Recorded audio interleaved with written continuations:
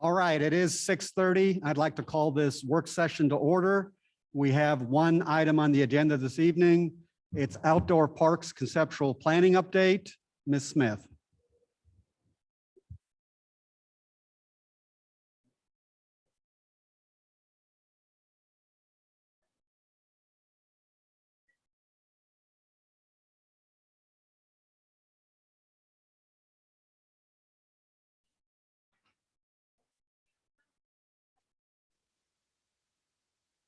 Testing, testing.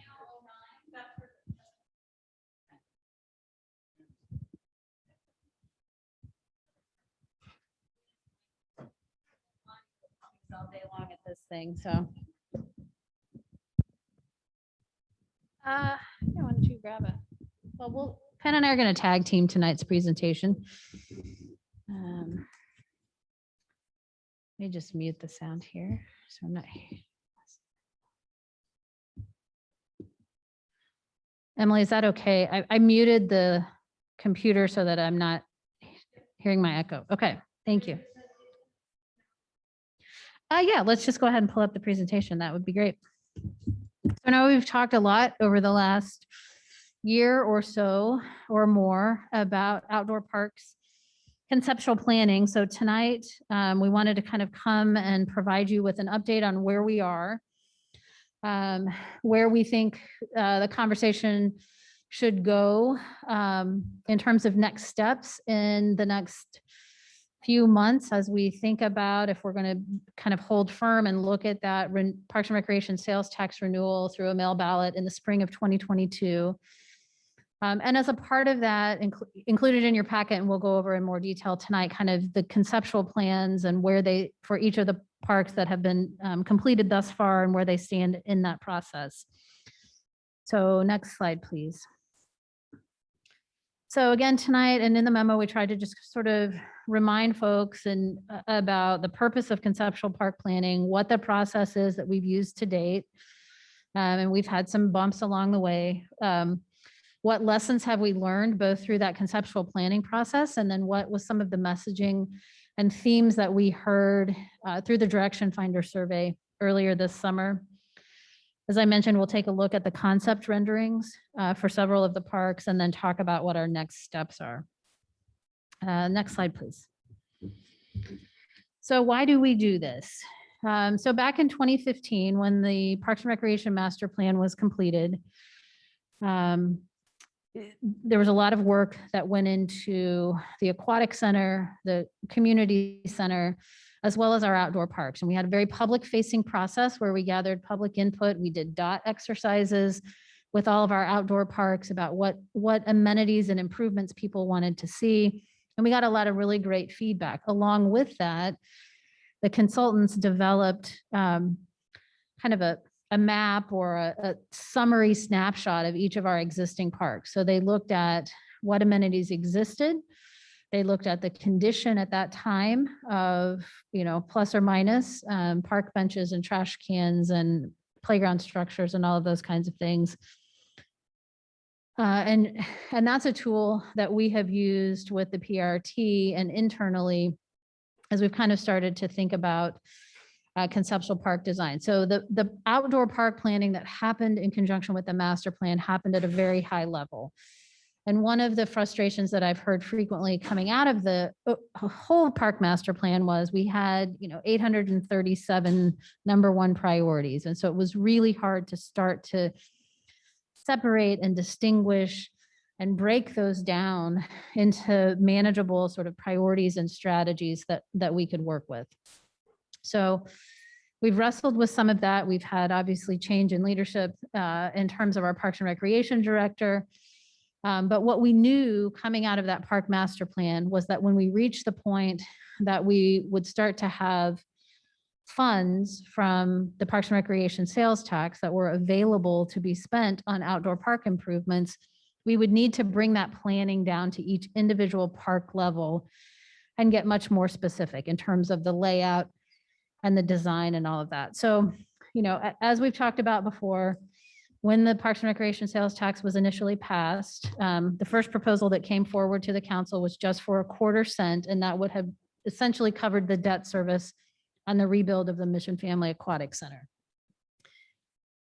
Councilmember Quinn at that time said, we talk so much about deferred maintenance at this building and other things. We are kind of cutting off our nose to spite our face if we don't consider increasing that from the 1/4 cent to the 3/8 cent. And that's how we landed with that. And so originally, debt service on the MFAC, which will be paid off. It was a 10-year note. It will be paid off when the sales tax sunsets in 2023. And then catching up on long deferred maintenance at this facility with the goal of, as we neared the end of the life of the sales tax, we would start to have funds available to really get serious about making the improvements in the outdoor park, and then potentially move that conversation forward as a part of a renewal for that. So what we started looking at, so here we are in sort of the last years of the Parks and Recreation sales tax. There's a very strong appetite on this council, in the community, on our PRT, to really start looking at and making those investments in our outdoor park system. And so back in November of 2019, we brought forward a contract to start into the conceptual design process for our parks. And we recommended starting with Mohawk Park. That was the park coming out of the park master plan that there was the most sort of coalescence around, being a #1 priority, and particularly getting restrooms installed in that park. So our focus there was, let's start with that park. Shortly, I mean, everyone knows what happened, in the first quarter of 2020 with COVID, and the world sort of came to a screeching halt. So we'd been through a conceptual design with a stakeholder group. So our plan was, and you may recall that when we brought that first contract forward with Confluence, we said, this is a model that we'd like to try to replicate in each of our parks as we move forward, each of the major parks. So Mohawk, Broadmoor, Streamway, Anderson, and Waterworks. Yes. Having a park brain cramp. So we had been through working with Confluence and the stakeholder groups. And so when we put the stakeholder groups together, we looked at neighbors that surround the park. We looked at significant user groups of the park facilities and sort of their current condition. We included representation from the council and representation from the Parks, Recreation, and Tree Commission, just trying to kind of get that broad approach. One of the things that I know we've had a lot of conversation around is, and we've heard this through the conceptual park planning process, about, I don't want all of these people coming to my neighborhood park. And essentially, when we look at kind of a hierarchy of parks and the way they're categorized, just in the world of park management and in the Parks Master Plan, most of our parks do fall into that neighborhood park category, just in terms of their size and their scale and the location of the residents around them. And so I think we have a challenge in some respects to look at that balance of maintaining what truly is a neighborhood park in terms of park design, but also thinking about using those amenities and improvements to attract others into our community to take advantage of those. So it's a balancing act. And I think we all know, we've heard some of that through the conceptual design process and through the public meetings. And I think we'll continue to hear that as we actually move forward to construction. So technically, when people say this is my neighborhood park, they're not wrong in the park planning process. But I think we want to encourage everyone to think a little bit more broadly than that. So as I said, we started to bring that planning down to the individual park level. And that's important because when you look at the conceptual park planning, you want to take that long-term vision for the park, particularly if you're unsure about whether you're going to install improvements or make improvements over time through a phased process, or whether you're going to be able to go in and install and construct improvements all at one time. So you want to look at the park in its entirety and think about the layout and the design of all of those amenities so that you're not spending money one year and coming back and ripping out an amenity or an improvement the next year to continue that work. So it gives us that big picture view. that big picture view is also very important as we pursue grants. So being able to take the overall vision for any particular park into a grant application process is very helpful, whether or not we're applying for just a phase 1 or phase 2, or whether we're applying for support for the entire park. And then it also really helps us through that process. And I know we've also talked about sometimes feeling like maybe we had the cart before the horse and we went into the conceptual design process without a specific budget in mind. And then, you know, rather than deciding how much we wanted to spend. And I think understand that. We could have done it in a variety of different ways. One of the things that I think we've learned through this process is that our residents are interested in a much more significantly scaled back version of their parks than what we heard through that park master planning process just 5 or 6 years ago. And that's interesting. I don't know why that is. We haven't really, had an opportunity to delve into that. But that's part of what was driving.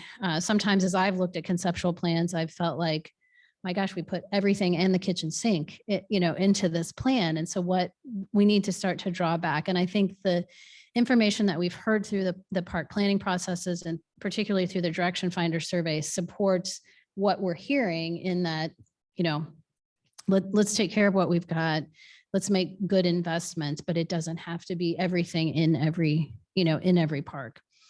So I think we can take that and continue to align kind of that up and update that stakeholder feedback. And again, that's something that may change over time as we move through the implementation of all of these.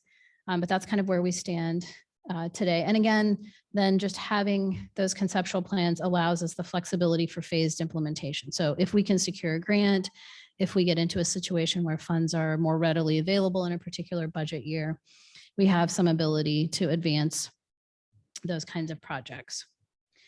Next slide, please. So how did we approach the process? As I mentioned, we went back and we started with the master plan. So that was really the foundation and the jumping off point as we looked at the conceptual designs for each plan. You go through a process of creating renderings that look at those amenities that were recommended or proposed in 2015 and starting to lay those out and looking at the relationships that they have with one another, with existing site features, and all of those kinds of things. We convened stakeholder groups, again, kind of getting feedback from those groups on the park needs, the concepts. We had PRT feedback, and then we took those concepts into a public meeting format, got feedback. And then Mohawk is obviously the park where we were the farthest along, but then originally the plan was to take that feedback from the public meeting, come back to the stakeholder groups, really refine and adjust and move those forward so you could get to a park and a conceptual design that would have a final recommendation, and we would start budgeting for improvements in our capital improvement program. Obviously, as we mentioned, COVID slowed that process. So back in 2019, if I go back and I look at the action items and the agenda items that we presented, we had hoped to be through all of the major park conceptual planning ahead of the budget process in 2021, as a matter of fact. We thought we would be able to get through that in about a 6-month time frame. We didn't do that. But as we started Mohawk, and then, as we continue to have conversations at the council level and around outdoor park improvements and recognizing that this deadline for the sunset of the Parks and Recreation sales tax was getting closer and closer and closer, we stepped back in and started the process for Broadmoor, Waterworks, and then we'll touch on a couple of the other this evening. We really looked at, again, Mohawk was first because coming out of the master plan, that was where the priorities were focused. Broadmoor was next. I don't know that there was any particular rhyme or reason for why Broadmoor was ahead of Waterworks Park. We always knew Anderson would kind of be closer to the bottom of the list because it's our park that we've made the most significant investments in over the years. It has the most amenities. We have some other things planned, which we'll touch on later in terms of capital improvements. And then Streamway has just kind of been this blank slate for many, many years. Again, it being, essentially KDOT right of way and some of the access issues, which are not insurmountable by any stretch. But that was kind of our model. And so I think, we've done a good job of actively engaging the surrounding neighbors. In many cases, the Broadmoor public meeting being a good example of that. Those folks were very, very engaged, and I think we'll continue to do so. But that's kind of where we are in the process. So what we'll do next is spend just a little bit of time touching on some of the information from the Direction Finder survey. I'll invite Penn to come up and kind of walk through where we stand in terms of the amenities included in each of the conceptual plans and some of our preliminary staff recommendations about how to move that forward. And then we've got some suggestions about kind of modifying this conceptual design process to help get us to the decision points that we need to make prior to asking for renewal of that Parks and Recreation sales tax. So next slide, please.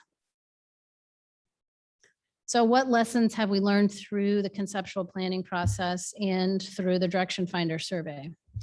I think really 3 key points, and we'll dive into these a little bit more, but a very, very strong interest in making improvements to the outdoor park system. Again, that's something, not only making improvements, but the conversations that we've had, that this council has had, has also included the addition of parkland and the willingness to consider adding park acreage to our system.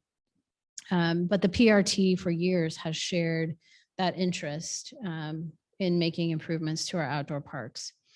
And I think in fairness, they've probably had a stronger voice in some years than the council, because we just haven't had a council that has had a focus on that particular priority. So they have carried that water for many, many years. And I think that's part of what you're hearing in some of the conversations that we're having around sort of ownership and process as it relates to recommendations.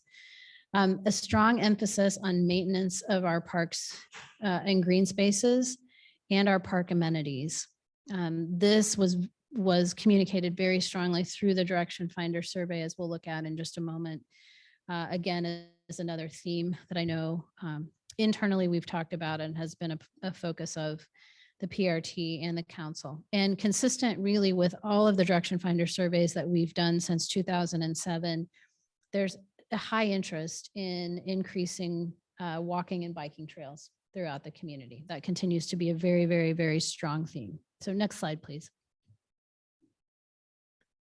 So when we look at information from the Direction Finder survey, just sort of overall satisfaction with Parks and Recreation services, we score relatively high on maintenance of our city parks and green spaces, quality of the community center, quality of the Mission Family Aquatic Center. When we get down into the condition of the actual park amenities, that's where our numbers start to slip a little bit. And we look at some focus, and then again, a lower level of satisfaction with the number of walking and biking trails in the city. So number of city parks, it kind of falls out right in the middle. Folks seem to be generally okay with the number of city parks. We know that when we compare ourselves to national standards, we're below a desired place, but I think we're always going to be below that. We can look at opportunities to increase the green space and the acreage that we have, but in 2.5 square miles of a landlocked community, we'll never meet the national standards for green space per capita.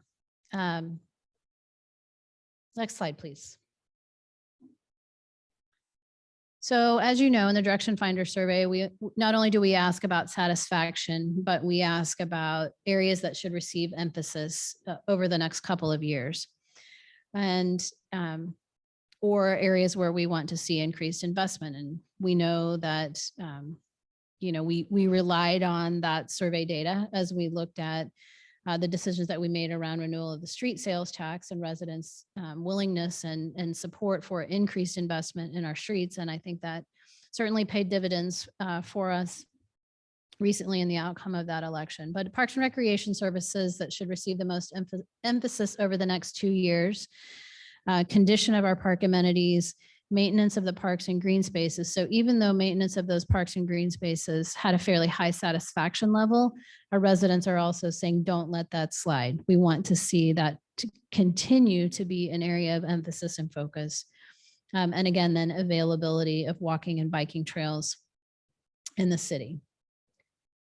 And you've all seen these charts, so I won't go over the other one and the importance and satisfaction rating. But when we do look at that, again, the condition of park amenities rises to the very top. Next slide, please. We also asked the question in the Direction Finder survey this year, which 5 amenities would you most like to see included in our outdoor park system? No surprise, what we've heard consistently since even prior to the park master planning process is permanent restroom facilities in our parks. Highest at 66%, then followed very closely by the dog park, upgraded shelter houses, native plantings. I found in the Direction Finder survey results, the native plantings and the trees, a really interesting, I was surprised by the support for that, pleased by the support for that, but I expected some of the more playground structures and other things that you think of in terms of park improvements to rank higher. So I think that tells us, again, consistent with what we've heard in some of these public meetings, leave the green space, and invest more in that. Then upgraded playground equipment, splash pad, spray ground, nature and education amenities, Wi-Fi capabilities. Some of the things here, refurbished tennis courts. So as you know, we included funds in the CIP for 2022 to refurbish the tennis courts in Anderson Park. They're in dire need of that. And I've had several conversations, and when we got the Direction Finder survey results and looked at this and we said, well, what does that mean? Well, what we didn't ask, and the same thing to a certain extent with soccer fields. So soccer fields, which we do have to a certain extent at Mohawk currently, and the tennis courts are amenities that we have. What we didn't ask residents is, would you like us to take away that tennis court and turn it into green space or replace it with something else? Because we don't have multiple places throughout the city where we have one tennis court. We have one park that really has a functioning kind of soccer field. So continuing at least at this time to make investments in maintaining those amenities that we have, we do still believe is an important component of the work that we have to do.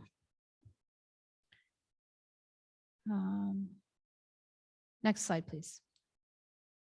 Okay, so now I'm going to ask Penn to come up and kind of walk through where we are in terms of conceptual designs. It may be easier to look at these. Well, if you have your packet, it's probably easier to look at it there. If not, here, and then we'll kind of hit on some of the highlights, challenges, concerns, issues that are still outstanding with each of these concept plans.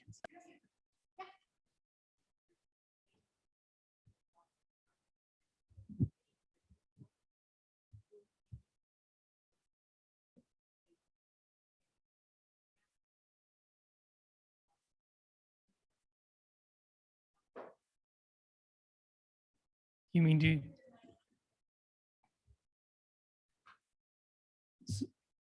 So Councilmember Kring asked how we factor in the neutral, those that say we're doing okay, either positive or negative, right?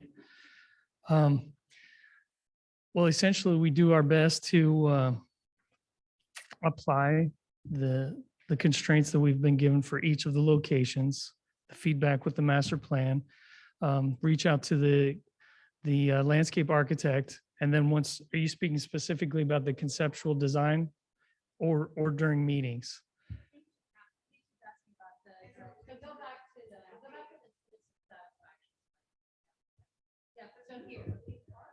Yeah. They can be.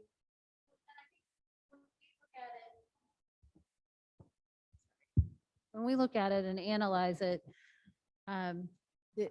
for example, fees charged for membership, recreation programs, and facility rentals. We would anticipate that there would be a big neutral response to that because it's going to be very dependent on the survey respondents about whether they've ever interacted with us or engaged in a program. So in some of these cases, and the same thing happens when we're looking at any of the services that people rate. So they may never have called City Hall. They may have never had a code enforcement complaint. They may have never had an interaction with a member of the police department. So we try to look at what the nature of the question is and think about, are they saying neutral because, I just really don't care one way or the other? Are they saying it's neutral because I haven't really had the opportunity to interact with that?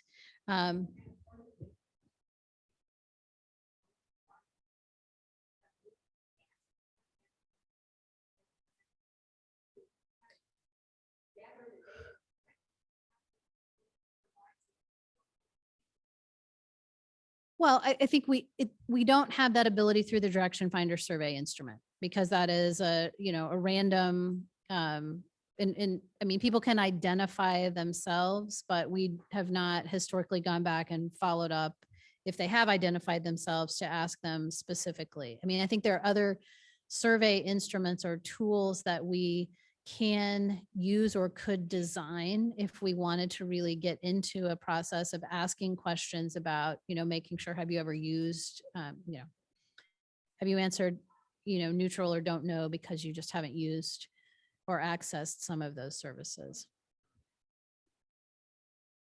Did you? I was just gonna say, that's, I think that the response is.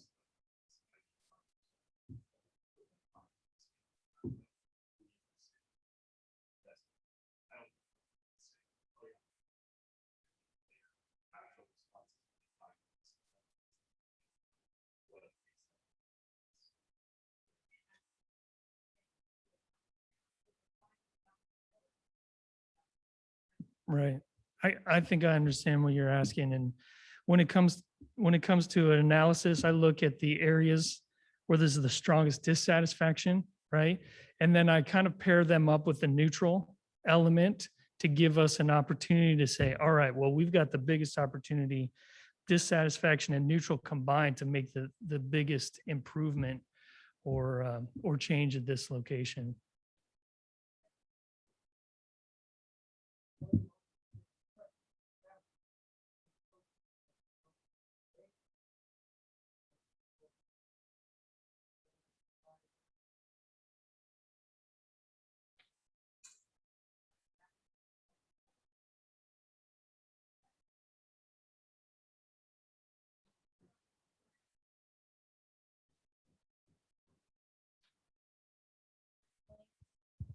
I just should explain. So when we have something in the room next door, we don't have access to all of the mics. So only using D and E mics because our audio isn't connected to room C right now. So that's why we're limited with the number of jacks. So if you have no mic, maybe we could pass this one around, or we just rely on the two of you to repeat the questions. But I don't know how else to manage. Yeah. Thank you. I was just trying to make the point that I think that when we look at this with satisfaction overall of Parks and Rec, it may be better for us to look more specifically at which of the 5 amenities would you like to see most, which is question 7. It kind of is directional and really gives us an explicit indication of what's important to individuals. Next slide. Okay, so some of you have seen this conceptual design before. We began this process back in January of 2020, got a conceptual redesign, met with the stakeholders, and then actually held a public meeting in March of 2020 and finalized some elements, held a second public meeting in June of this year, and during which time we had the opportunity to gain a little bit more feedback on some of these park-specific amenities. I think there was an element of halo effect, the first public meeting. And it's just 60 people, almost every one of them was just, thank you for investing in our neighborhood. Thank you for taking the time to listen to our concerns.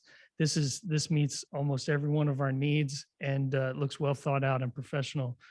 And then the second public meeting, we had an opportunity to actually get some more concerns aired out and vetted.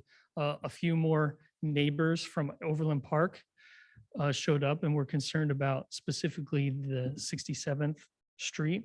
So just as a review, since it is on the border of Mission, we wanted to really have an opportunity to translate some of our vision and expectations for what Parks and Recreation can do for the community. And so the idea is to make this more of a destination park location and invite individuals who may not be a part of our voting base to participate in some of our activities and programs. The safety trail needs upgraded, a little bit wider. ADA accessibility needs to improve on all the access points. Element of concern was when there are activities, how do we protect those that are using the other amenities? And one way that Confluence has done that is by spreading out some of the amenities a little bit more, centralizing the play feature along with the pavilion and restrooms so that no matter where access is coming from, it's central to their need. What that also does is it takes some of the noise level away from the perimeter and allows neighbors a little bit more peace, relatively speaking. So some neighbors were concerned about the basketball court in particular, the continuous bouncing and how that reverberates through their windows and doors. So we answered that need by bringing that more centrally located. We gave plenty of options for trail directions and different opportunities for smaller portions of trail versus navigating the larger and then kind of making it more continuous. If you could do the outside and then some of the smaller loops, then it makes it feel like you're in a different trail throughout the course of your walk. One of the bigger items you'll see is the location of the parking lot on the southern end. So the primary reason for that was to not carve up the park into 3 or 4 different sections, but really to give a large programming space for things like community-wide programs and events. We were thinking in terms of a festival, wherever we want to host that. Broadmoor has always been the default location. And from a programming standpoint, it'd be nice to have some opportunities to maybe switch it up from one year to the next. We had feedback about the angle and direction of rental use from soccer players, balls getting kicked into the field. But just because the way the field was carved up, you could really only host it one direction and maybe alter it a little bit. So this really gives an opportunity to not only rent it for a different user group, but to utilize it programming and event-wise completely in a new idea or space. One of the larger ideas that's probably most exciting is having an outdoor park movie series. And this would create a pavilion that's raised up above, have an opportunity for some sloped seating and just a really open and welcome space for large quantities of individuals or smaller quantities to spread out even more so and enjoy kind of an outdoor activity. We have had this second public meeting. We had a lot of feedback. And when I say a lot, anecdotally, it was 5 individuals representing 10 or 15 neighbors about an all-inclusive type play feature. And so there's really a groundswell of support to include more elements that kind of meet disability needs, wider, more open, poured in place type flat areas, more access with one-on-one type swings for individuals who may be in a wheelchair and can access it that way. Those with disabilities having the opportunity to not get run over by other children who are on the play feature. So maybe having wider walkways in between play amenities. And so those are some considerations that we can dig into once we get to the final level of design and conceptual layouts, CAD planning, and all those elements. And then the last item, Ken, yeah, I would hope that that concept is embedded in our culture, not an issue that's raised by a few residents, if you know what I mean. That should be something that we're always got in the front of our minds, that these facilities should be accessible to all. yeah, I think I understand where you're coming from. Okay. The difference in my mind between an ADA accessible play feature and an all-inclusive element is that you're really setting up modules where more care and opportunity is given to have one-on-one interactions with children or adults with disabilities.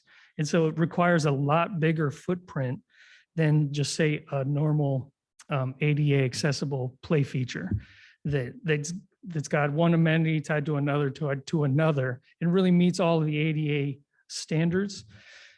But the layout really breaks it down into modules and gives them more of an opportunity to theme, to host exercises, play features that use different muscle groups, and really speaks to the next level of ADA accessibility rather than just the basics. Okay. Yeah.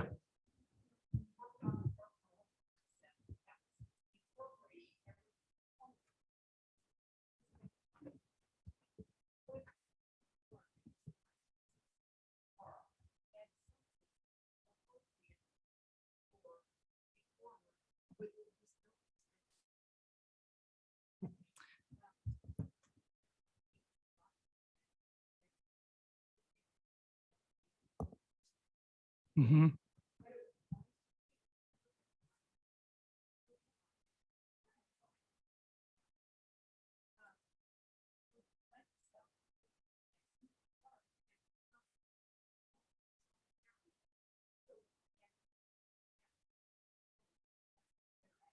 Absolutely. Yeah. So we're clear. That's our standard, is to make sure that every play feature and park has elements where anyone of any ability level feels welcome. The opportunity with Mohawk specifically is there's a lot larger footprint and so many one-off type features that could be included, that it really invites kind of more ability and more opportunity to invest in some of those themed elements. And I mean, an example would be one moment. There is a swing where it allows an adult who's able-bodied in every way to be opposite of a individual who may be constrained to a wheelchair. And that feature in and of itself is anywhere from $6,000 to $8,000, depending on if you wanted to meet 2 or 3 people opposite of each other. Some of our parks don't have the footprint that would allow us to include that in a play feature that meets the needs of ADA standards. And so those are the next level type elements that I think, wow, that would be a really neat feature. Like a zip line that anyone can jump on is different from an ADA accessible zip line, where it actually has like I don't know what the proper term is, what they call on the carousels, where it's a wide open door, you roll in, and then that zip line is accessible for anyone and everyone, but obviously at a more significant price point because it's got to be engineered to handle that. Absolutely. Yeah. Yes, council member. Yeah, I just wanted to make sure it didn't get lost after the meetings too, especially since we're talking about an increased desire for walkability and trails. There was a lot of discussion of connecting that trail on the eastern side all the way up to the corner, which I think would also help with, communities for all ages, Mhm. safety, so that you could come all the way from 67th sort of into the neighborhood Into the without having neighborhood. to walk on the street that has no sidewalks. And there was also a talk of, when we've talked about further reducing those parking spaces or potentially eliminating the Mhm. on-street parking, that was unpopular with the neighbors. And then I've also heard more, from a sustainability perspective about, do we want to be encouraging people to drive to our parks, or do we want to be encouraging, other forms of transportation as well? And there's already the big lot on the south side. Right, right. Great points. Yes. Councilmember Flora brought up an excellent point on the parking specifically. We'd heard from almost that entire stretch of neighbors who were concerned about that orientation parking, backing in and out. Since there's no sidewalk, residents walk in the road, and they were worried about the potential liabilities or dangers associated with that, plus the fact that their driveways in some cases are directly across from some of those parking spots. So yeah, we've spoken to Confluence and have a couple options. We could either obviously scale down all of the parking on the east side. We could eliminate all parking on the east side. I think a more reasonable solution would be at least to include 2 to 4. Since we do have the need of park maintenance, that would be a great opportunity for at least our internal team to park in and make it just parallel parking as opposed to perpendicular parking. I think that would meet a lot of those needs. So there's a level of detail that we can bring back and try to adjust some of those concerns. The last item I had on here was concerns about the general speed of traffic along 67th. And if we move the parking lot to the southern end, now we're almost inviting more people to drive along 67th. So there was one resident in particular who requested a traffic study. And so, I mean, we can look at trying to resolve that concern. I think from Parks and Recreation standpoint, it's the same number of lanes. It's faster speed on Lamar versus 67th. And we're coming right off of Beverly. So I think there was another concern that maybe that was creating more opportunity for people to drive along Beverly when it's more of a sleepy road. So we'll continue to look at those concerns and address them the best way. But before we leave this conceptual layout, I wanted to announce to everyone, and some of you have already been privy to the information, Land and Water Conservation Grant has been fully funded. So pretty exciting. I mean, they made us wait to the absolute latest portion of our, and we missed the before tonight. That was amazing, right? It's almost like they knew that.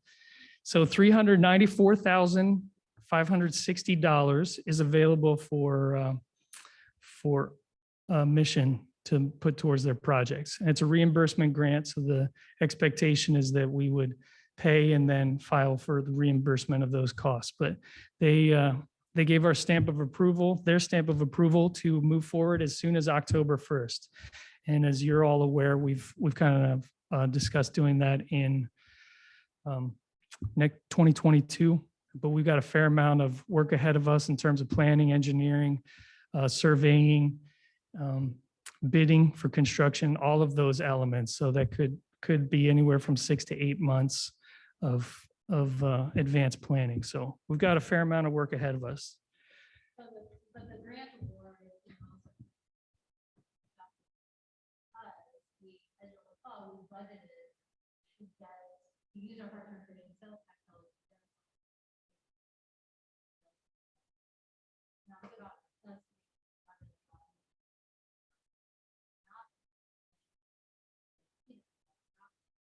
So now we can place our dollars.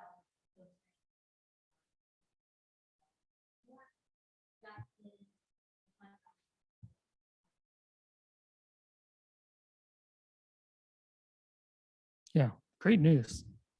Great news just keeps on flowing. Next slide. You bet. Back on anything, so I'm gonna hold my tongue. But I just do have one quick question. I know. Well, we all could sit here all night and dig through all of these. I'm just wondering if you are reconsidering the basketball court at all, considering the community feedback from the survey, and not really having much of an interest in basketball courts.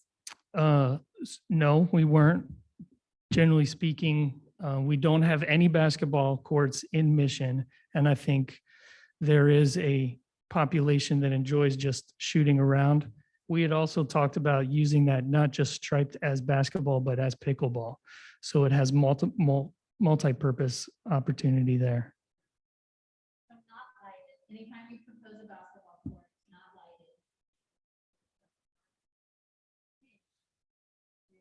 Right after you were, so we actually had 8th grade. We brought. We brought, he came to the PRT with for the basketball. So I think it's interesting where you see that interest.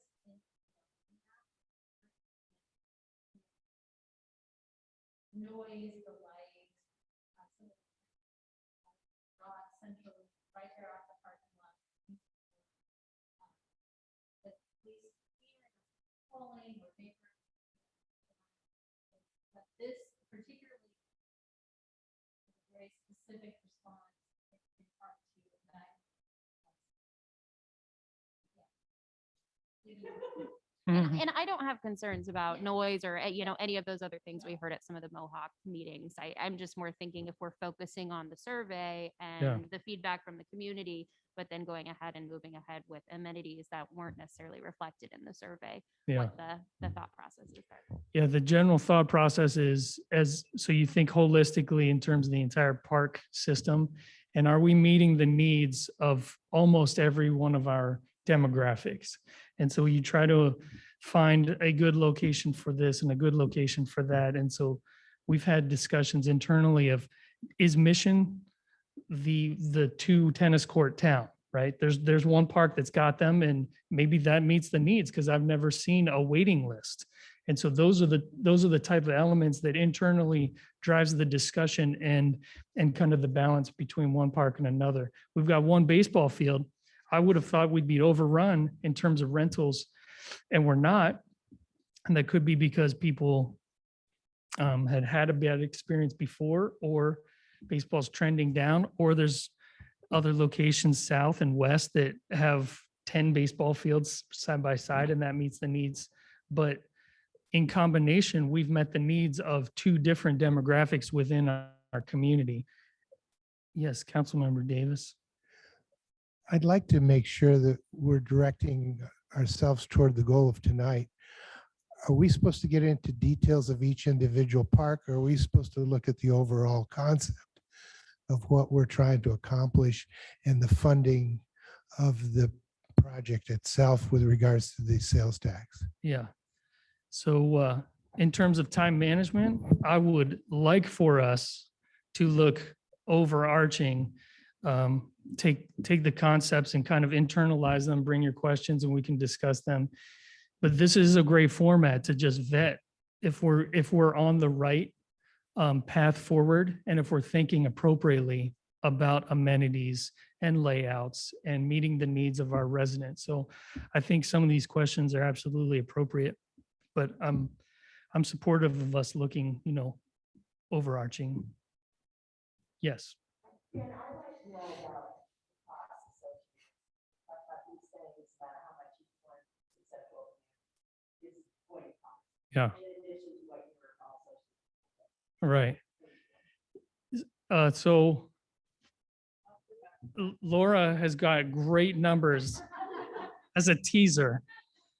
I will say that any one of these amenities, there can be a low cost version and a high cost version, right? We could get a very acceptable quality playground for $400,000, or we could set up modules in an all-inclusive mindset, which really spreads out amenities in a larger footprint.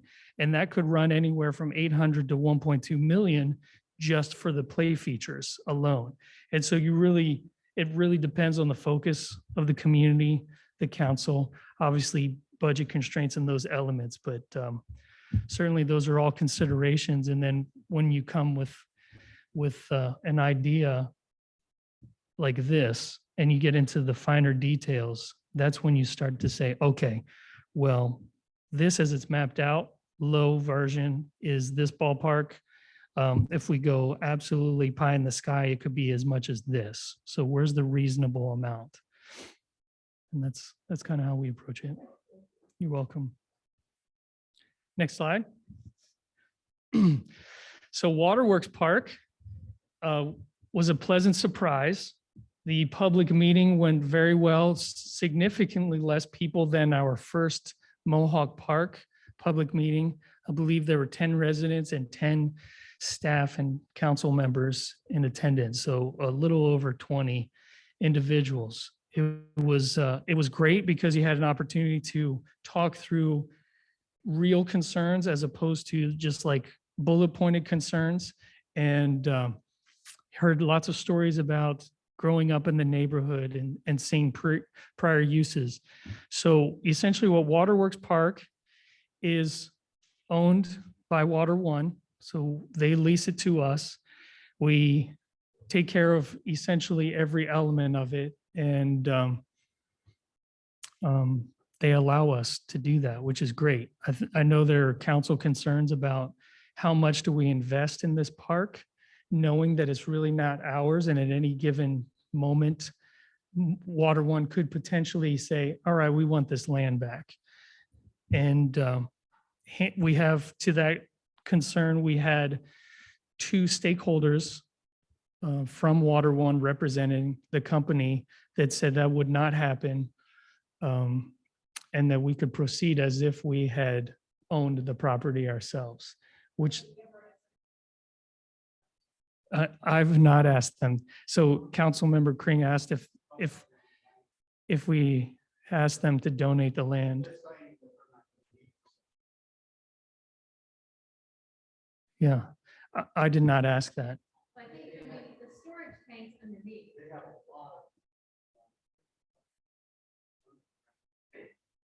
Yeah.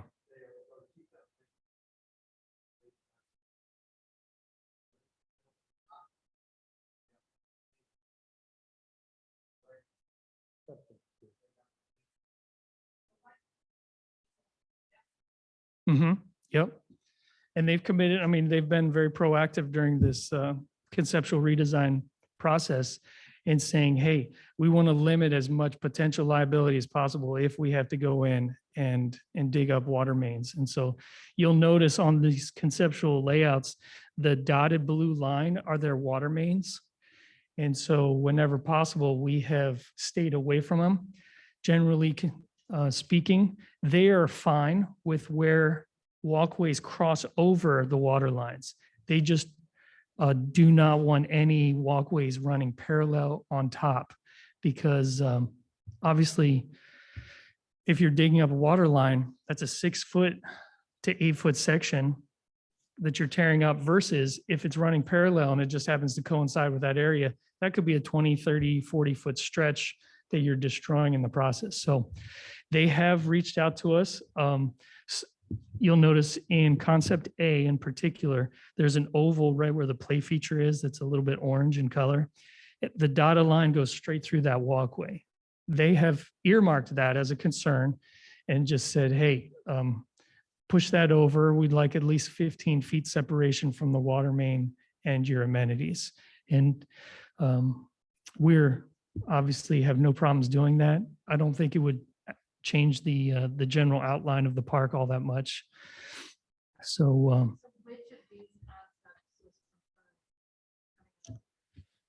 yeah, so 9-1, option A.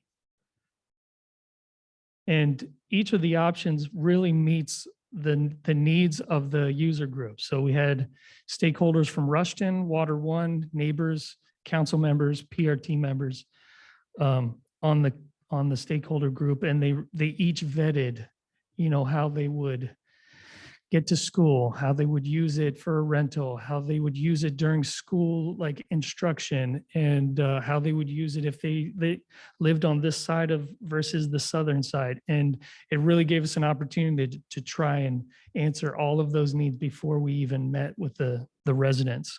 And so what we got at the public meeting was a lot of positive feedback. Generally speaking, the residents brought up maintenance. They want to make sure that any kind of improvement that we make, that there is a team in place to take care of it. They've noticed in particular with like mowing contracts, that standard varies from week to week. And we've tried to address that with our team as best as we can. They wanted to make sure that the play features meet the needs of the children that walk through the park daily, and that there's an opportunity to separate age groups so that parents who are there with 1 and 2 year olds, when school gets out, don't get run over immediately. And so a lot more attention on how the play features are laid out. Opportunity to host larger, and when I say larger, I mean percentage larger, not drastically larger, rentals and gatherings for the school. So right now, our pavilion could probably comfortably seat 20 to 25. And that's really one classroom. And sometimes they've got an entire grade level that would like to participate in some kind of function there. And if we increase the size of the pavilion, that would allow that. And so the principal of Rushton in particular thought that would be a great idea. And some residents thought, yeah, that would be a great idea to actually be able to host a family gathering without some people sitting out in the sun. And so the 2 buildings on the bottom, one is the bathroom. The one on the right is the pavilion that we estimate would seat right around 75. There is twice as much parking, which was it's been a concern for 2 residents on the south end having people park right in front of their homes.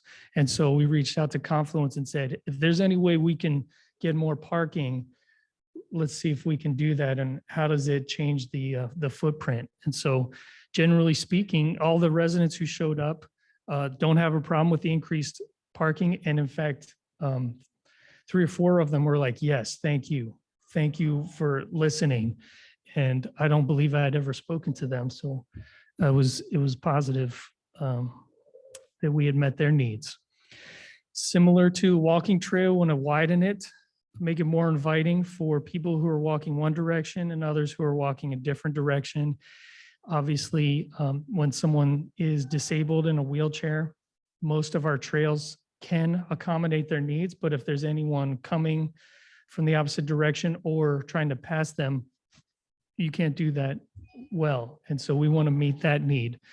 And then if you look at Waterworks Park right now, there is a walking path that cuts right through the center. And so each one of these concepts gives you an opportunity to essentially, as a school kid, take a shortcut in your mind from the school to the southeast corner.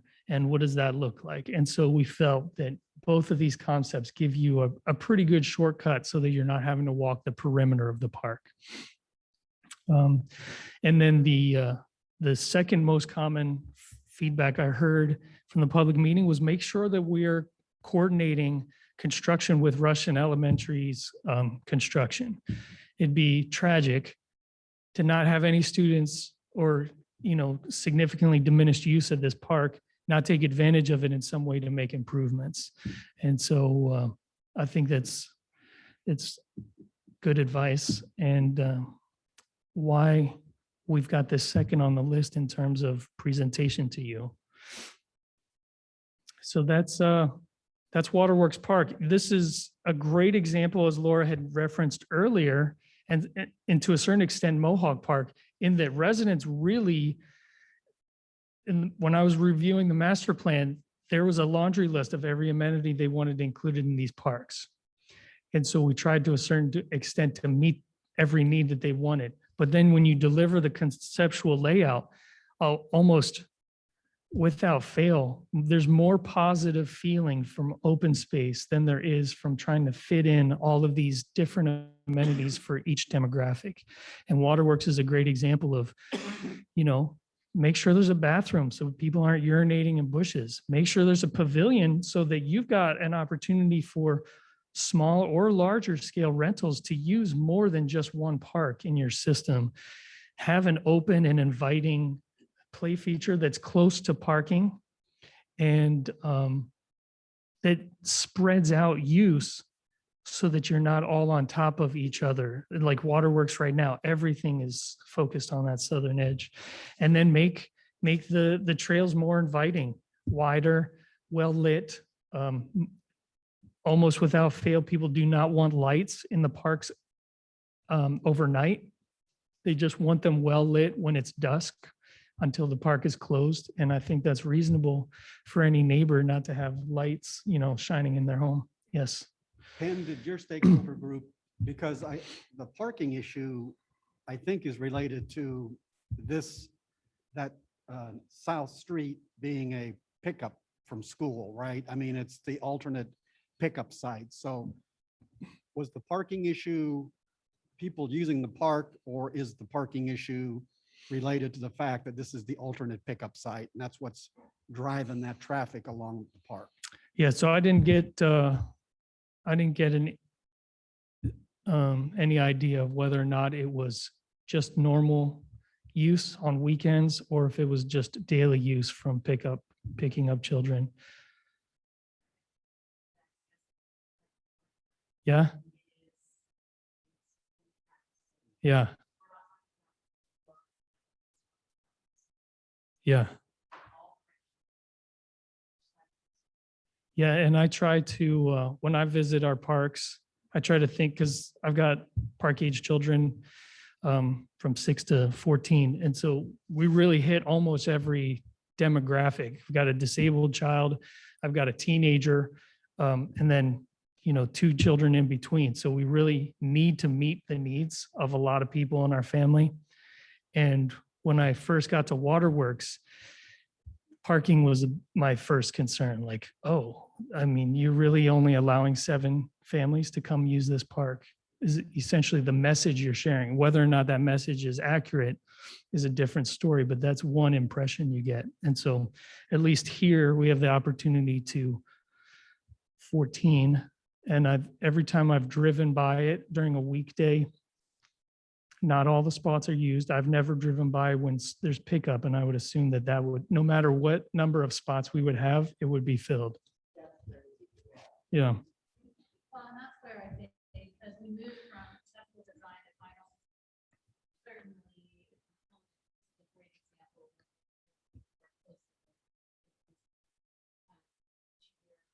We go through this process.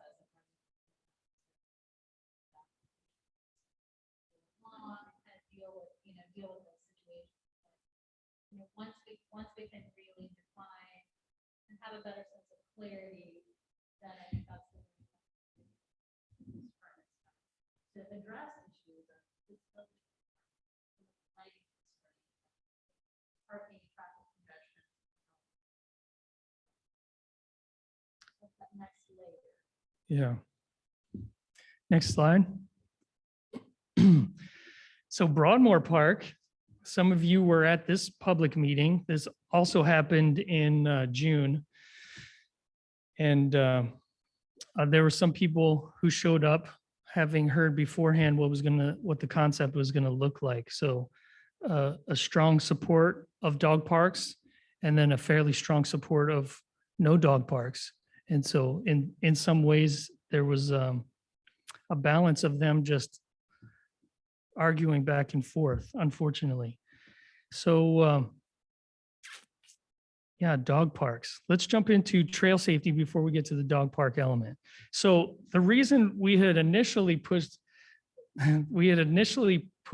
Broadmoor as the second in the list of public meetings and stakeholders was because the level of deterioration of that trail is pretty bad. And I think the last thing we wanted to do was say, okay, we're going to repair X number of feet of trail, and then come to find out, 1, 2, 3 years later that we're just going to tear up that portion anyway. And so we really wanted to make the best decision in terms of any money we were investing was going to be a smart investment and not be torn up immediately afterward. So just generally speaking, This was an exercise in delivering what the master plan requested based off of feedback. So we had a very strong support of a water feature in Broadmoor. And my personal feeling is you got one water feature in an outdoor pool, you got one water feature in an indoor pool, and then you got another water feature. It's at the same location as the outdoor pool, but it's really 3 water features within a community of 10,000. That's a pretty heavy investment of a resource that takes a pretty strong investment to keep operating. What's great about it is you can always use that to brag. And so it really depends on the vision and the stance and culture that you're trying to create in your community and saying, you know what, we invest heavily on water and swimming. And if you want to do that, you come to Mission. So I didn't initially push back too hard on a water feature at Broadmoor because I just wasn't sure how we wanted to land. Generally speaking, I feel like one water feature at MFAC, spray feature in particular, meets the needs of a community our size. So it wouldn't necessarily need to be included here. The layout, there's a perimeter walking trail, 8 to 10 feet wide minimum. We'd like to make sure that that's lit during overcast days. We heard from a number of business constituents who'd said, I would have loved to got out there on overcast, but trail deterioration and just poor lighting, I couldn't do that. It'd be great if you guys took care of that. And so I felt like those are reasonable elements that we can include just to make the park a little bit more inviting. You'll notice that the pinkish oranges feature is a playground. One of them is more of a stamped structure, could be rope, could be metal, but it's really what you think of when in terms of play structures. That's the one in concept A. Concept B, the green element that's right next to the orange was kind of a natural play feature. So you would build up berming, you would bring in either fake or real rock elements. And so children would play on natural play features. And it's definitely a different theme. A little bit quieter, less splashy. You don't have to worry about people complaining about colors or this bright orange sail in the middle of their neighborhood park. So that got some traction. Some people really enjoyed the element that you're building a slide into a hill instead of just having a slide 10 feet off the ground. And speaking in terms of play features that are built into natural landscaping, they are safer because there's less metal to run into because the berming kind of is backing up everything underneath and it's supporting that. There's no fall zone underneath a slide because it's built into a hillside. So your fall zone is essentially, will they roll out of the slide onto a ground that's essentially the same slope? And those types of things. Rocks, obviously, depending on how big you get, can either be dangerous as a standard play feature or, smaller. So those types of considerations were brought forward. There's a zip line in that natural scape. And then on concept B, that orange element is an adult fitness area. So that node was included specifically because there are so many businesses surrounding Broadmoor. And the idea was posed that, we have a fair amount of business individuals who come and eat lunch. Maybe they want to come and do a quick workout. The individual I spoke to said there's a difference between coming to a park, walking around the perimeter, eating a lunch, and then really changing clothes and using it as a fitness kind of 1 hour pit stop. So that's kind of anecdotal feedback. So in this concept, Councilmember Kring asked if the bioswale has been removed. It's not been removed, it's been moved. So if you'll notice in concept B, it's pretty big footprint on the southeast corner. And then in concept A, there's a smaller footprint in the southeast corner, and then a little bit smaller footprint in the northwest corner. And so the total square footage of that bioswale was split into two pieces essentially in concept A. The other advantage of berming, which you've talked about in at least two of our parks, is in the wintertime, there's snow. There is kids, smaller kids Mhm. could sled on. So that, Yeah, I think that's a real good idea. yeah. Yeah, and the best part is you don't have a standalone sledding hill that takes up another area that could potentially just be used as open space. So it's a great point, Mayor. In these, I personally thought that what is that? That the hexagon pavilion was a sacred pavilion and that you shouldn't move it. It had some character and, tied in with the community. I've since found out that there really aren't that many people tied to it. And so we can ultimately remove that. This is a park that really could use just one pavilion. You could make the argument that two pavilions, a smaller one and a larger one, you'd be able to satisfy the needs of multiple rental groups. But for right now, that's why that hexagon pavilion is still there. So if you remove that, which is what's proposed in the sketch, it really opens up some more open space to include some, either keep the baseball field or make the play features a little bit wider, or just naturally spread out elements a little bit more. But the last element in concepts A and B, the parking was moved primarily because of the bottlenecking that currently happens on Broadmoor. And essentially, it's a redundancy because there's a parking lot on the northern edge of Broadmoor, and there's parking on the southern edge. And so really, where's the need? It's on the same side of the park where there's not parking right next to it. And so the parking lot was moved to give an in and out access point, which is safer by pedestrian and driver standards, and to put parking where it wasn't immediately in place already. Yes, Councilmember Davis. Was there any reason? Can you hear? Yes. Was there any reason why the access to the south parking lot was eliminated? Where's the access currently for the south parking lot?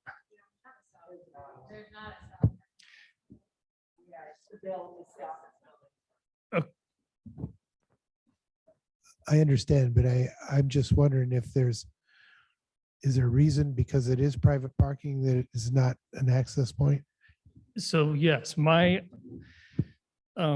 I had asked some of our team why we don't have, or just use that parking lot, I was quickly slapped on the hand and told, no, we've got our own parking lot, let's use that. We don't want to upset our neighbors.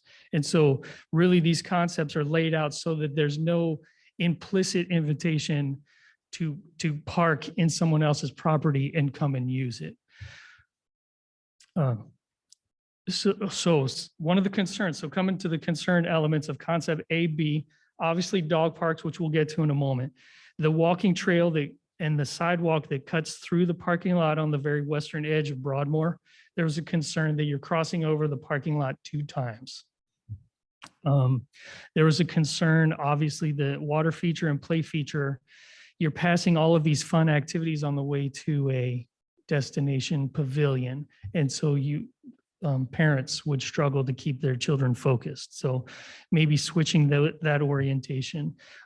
There was concern about the pavilion just being that far away from people that would show up with a rental, have food, drink, and all of those things to transport. And now you're essentially navigating halfway through 5.5 acres to get to. And whether or not that invites more people to park than in the neighborhood to the north. There was obviously concern about parking along that northern edge. Once again, as a park employee, I was thinking in terms of how do we access each of these trash cans, mud mitts quickly without driving over the entire trail or, potentially sprinkler systems or damaging the turf in any way. So my mind automatically went to, well, let's utilize the space to the north. I got significant pushback on parking to the north.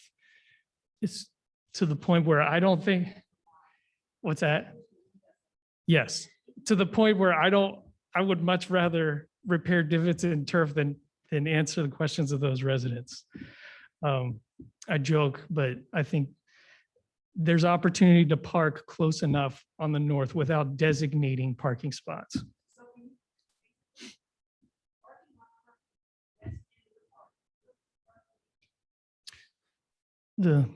For the parking lot is on the west.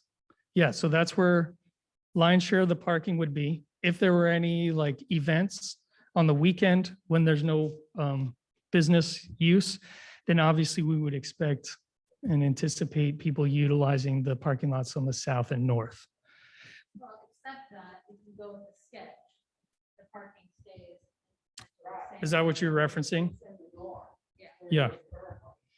Yeah, if you're referencing, yes. Yeah, so we'd heard some feedback about parking. We'd heard some feedback about don't let these play features and amenities get too close to my property. I'm worried about noise levels and that type of stuff. So one element, one moment, would be to keep the parking where it currently is in that sketch on the top and just widen the access on the western side so that there is no bottleneck and it's a safer entry and exit point simultaneously. And then you're still creating that buffer between the northern neighbors and the rest of the amenities in the park. And you're saving significant costs in moving asphalt demolition and then asphalt pour on another element. So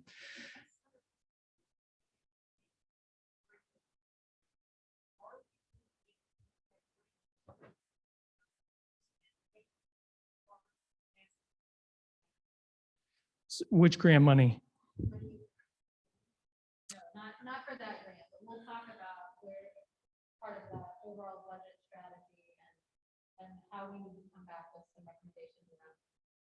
Once we've agreed sort of conceptually on the improvements to go in, then we can specific about costing, maintenance plan, staffing, all of those kinds of needs, so we can look at, meeting our own objectives and sort of meeting the things that Yeah. So, Councilmember Boltinghouse, you had a question?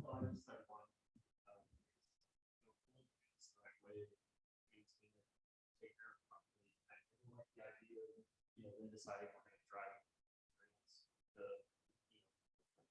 things like trash cans because why can't we have like one designated stall on the north side just Mhm. the only Mhm.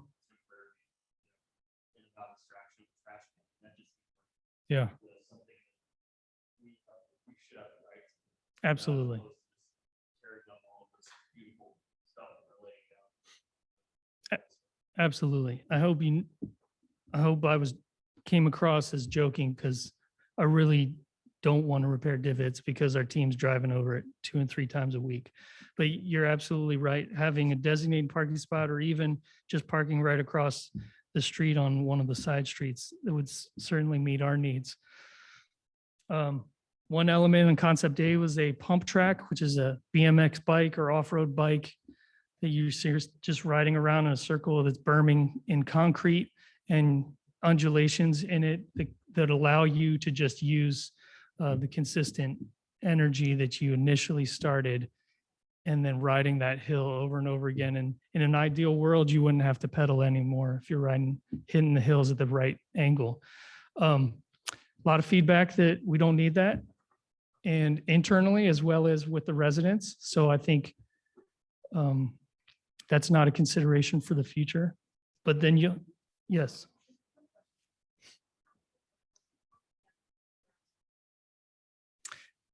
Beverly Park has underground sprinkling.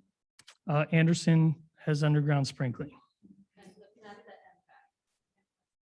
So the portion of Anderson that's the perimeter of the MFAC is a sprinkler system. So not all of Anderson Park, but there's really 2 parks. That's part of one of those final considerations, final budget elements. Like, does this make sense? How are temperatures trending up? How much money are you willing to invest? It's a pretty significant cost annually. And then last item is basketball courts. So anytime we put in a concrete pad, the idea is you got to mark it with something so people know what it is on the conceptual layout, but you're really using it for any purpose, any and all purpose. It could be cornhole, it could be pickleball, which is what we propose. And then we propose also having one standard instead of standards on either end. So you're really inviting either small-sided games or 1-2 people shooting hoops. The feedback we got is those locations are too close to the houses. And so.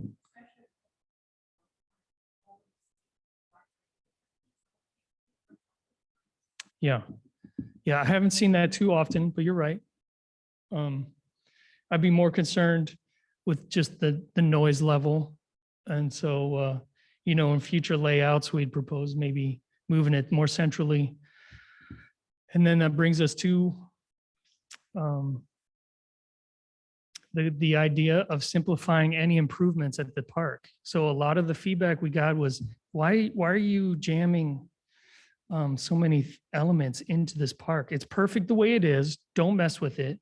Maybe refresh some elements so that they are trending with the current use patterns, and but leave as much open usable space as possible, which is why we get the most recent sketch.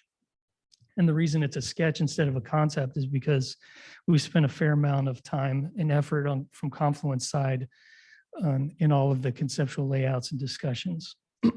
But this layout keeps the parking lot same location. You lose the turnabout area, which was a concern for safety, some blind spots. What's the general use? Do we use it enough that way? And so we propose removing that, putting in its place that half court model with 1 basketball upright and then lining it for pickleball courts.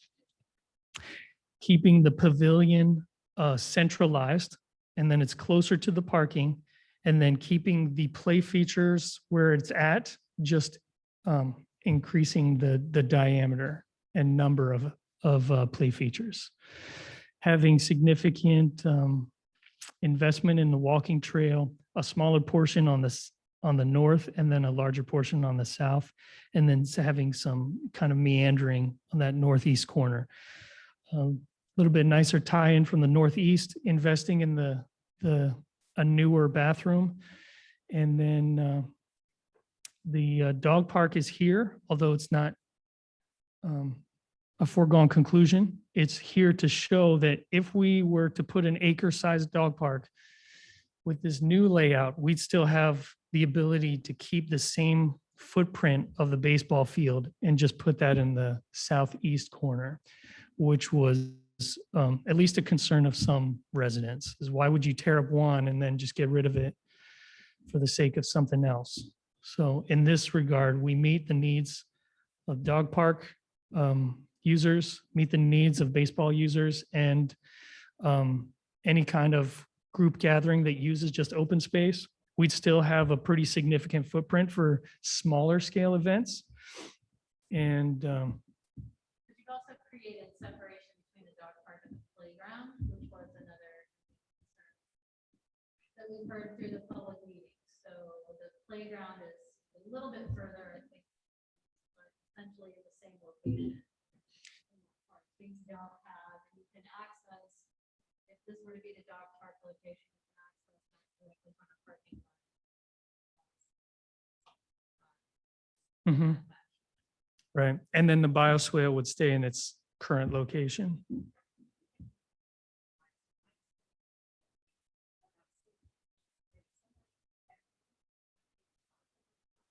Mhm. Yeah, so Councilmember Kring brings up a great point about the bioswale and some of the safety concerns.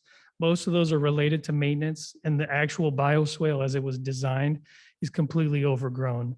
I think there's 3 or 4 elements, individual elements, and the rest was just overgrown sumac and natural grasses. So we are remedying that in part this year and planting some of those natural bioswale elements again.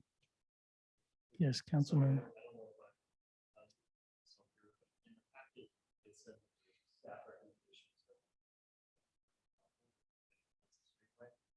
So I guess I'm just.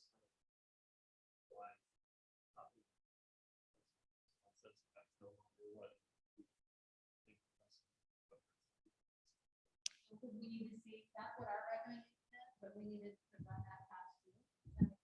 Yeah. When you look at that conversation of 44% of the people on the direct tiger survey support the dog park. When we think about things like, why not?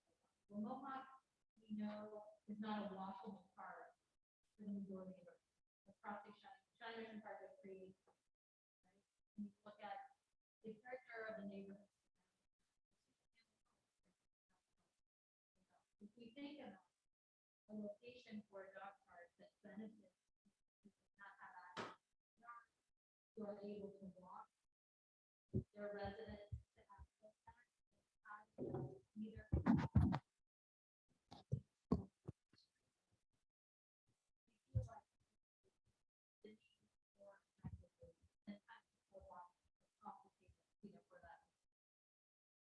But I think that one to say if for whatever reason you or something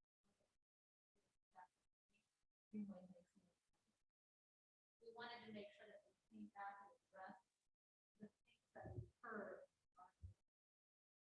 to try to create that balance. If that ultimately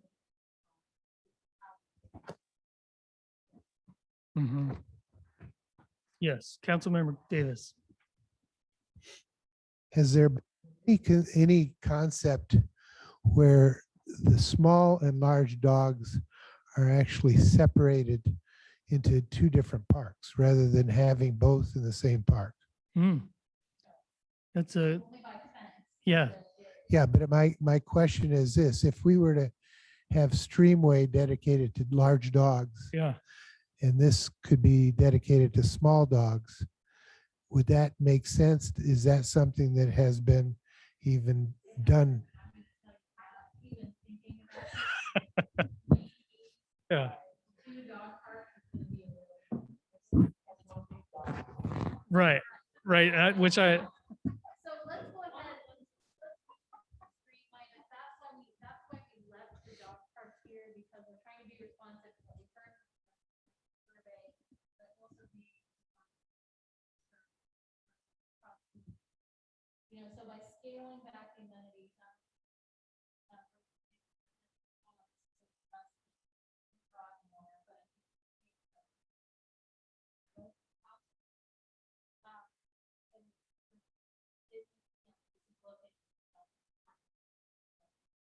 Mhm.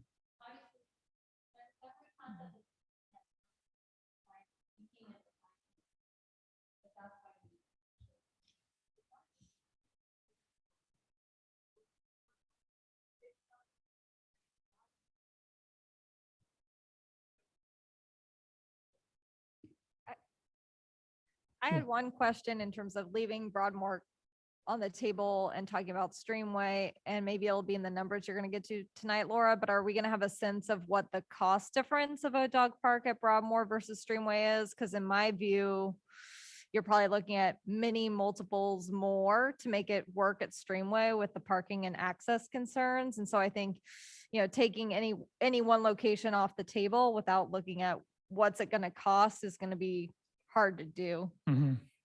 Yeah. Great. Yes.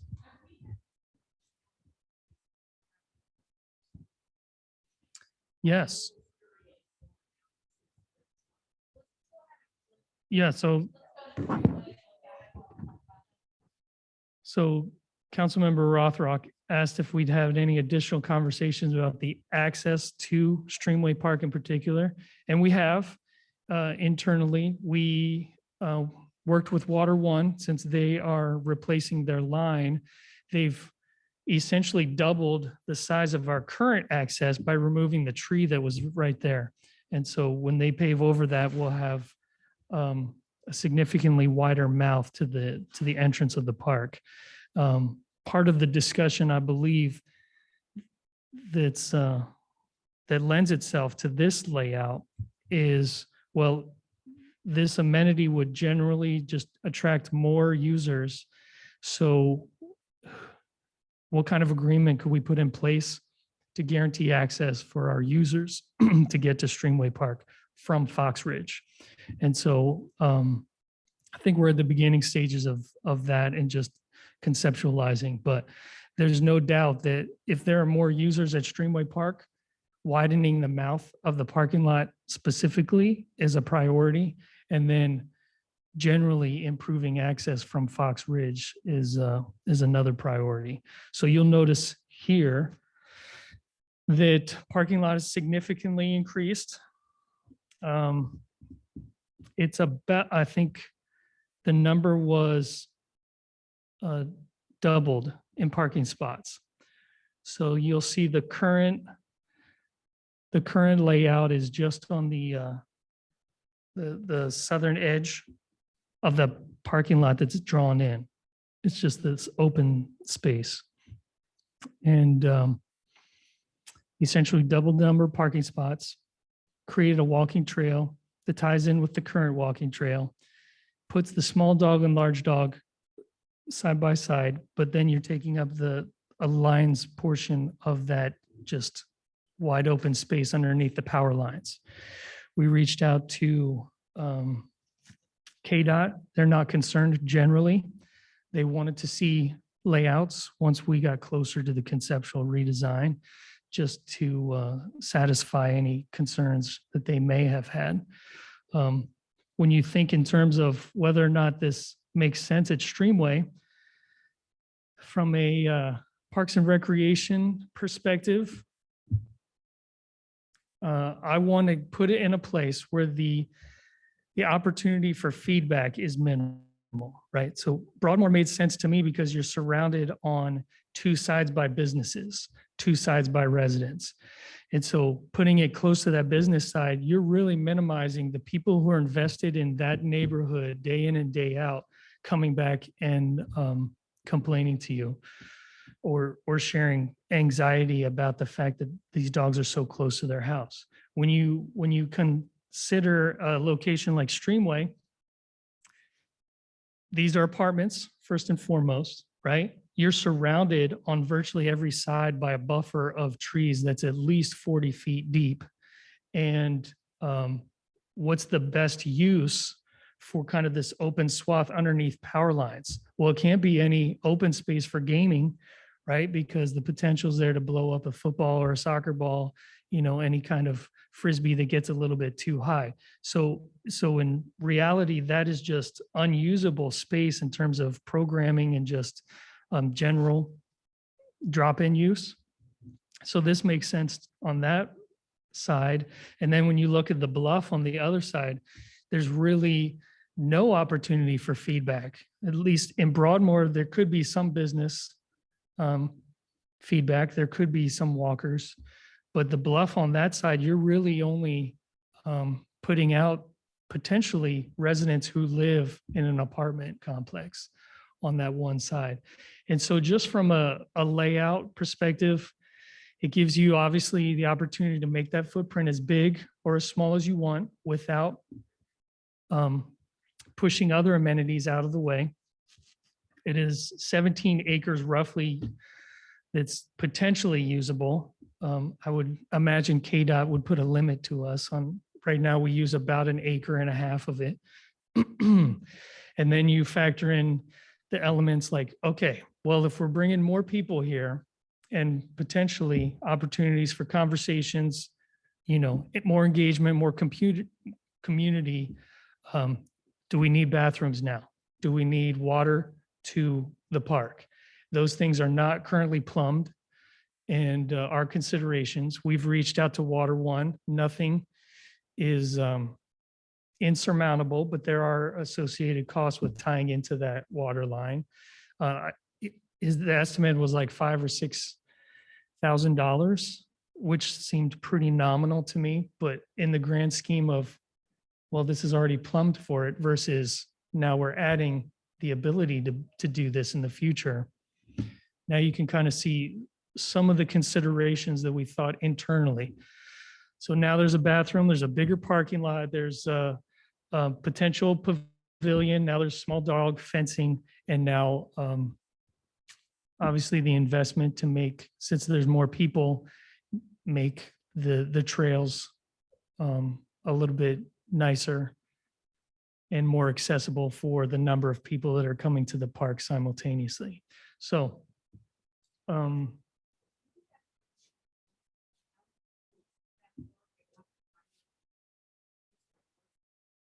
yeah, so I have Taylor go out to each of our parks. And so every day he'll spend an hour at one of the parks and then alternates what hour that is and what day it is. And there's no doubt Waterworks is by far and away the most utilized park, whether it's in the summer when there's no school or not. Anderson comes in pretty close. Mohawk, he'll get the same number of people consistently using it. It's pretty amazing. And then Streamway, I think there have been moments where he's had zero, and about half of the counts were zero, and the other half were anywhere from 3 to 10. On really nice days, you'll see people get out. And obviously, it really depends on what time of day he's showing up to these parks. But this is by far and away the least utilized of any of our parks. And it,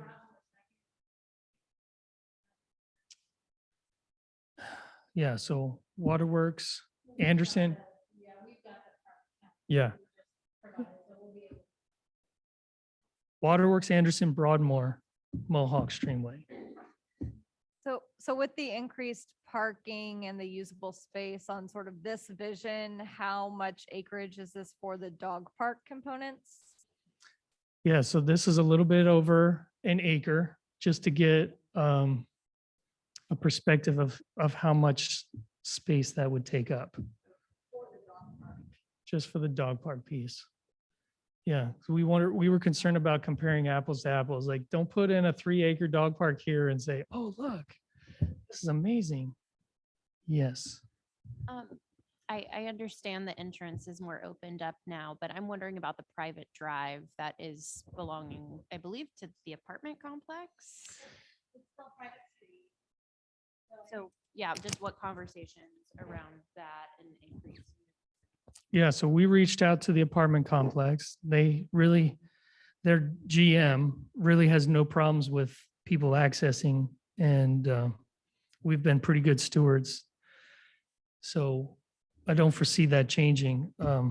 But I think in the long term, we really want to change that dynamic and be able to not be beholden to an amenity that's this important potentially to us, and for them to say, oh no, we're going to shut it down on this date and you really have no recourse would be hard to palate. And so I think we need to have more conversations and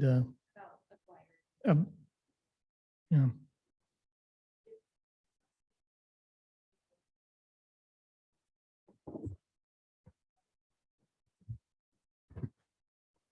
No.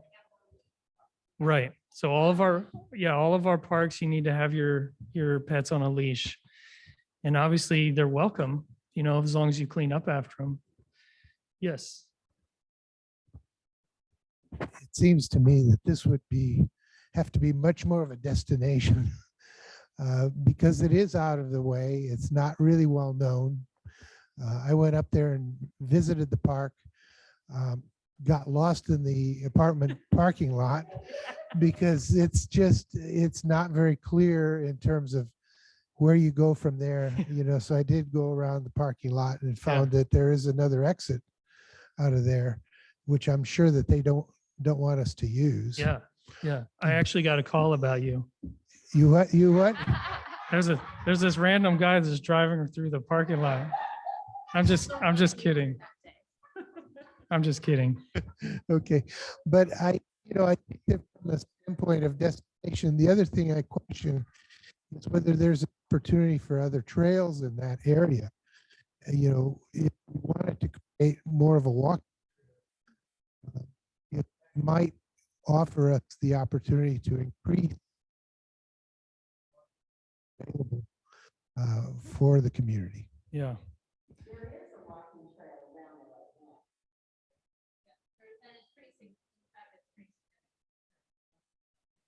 But connecting to it, you have to go through the apartment complex, correct? Correct. And just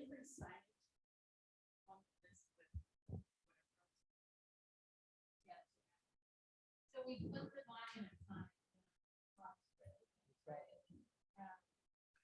And there's a wayfinding just beyond the turn on the northern edge of Fox Ridge as you're coming south. So from Quick Trip, you're coming toward the park. There's a wayfinding right there that says, hey, it's coming up. Keep your eyes open. I think that one of the things that some conversation extremely wasn't a preferred option. Part of that is that park's not active. Two events a year, whether it's people or we're inviting people to participate. We know we can draw people to Streamway. 500. So part of that is marketing and I think making people. I think if this were to be the preferred location for a job, we activate that.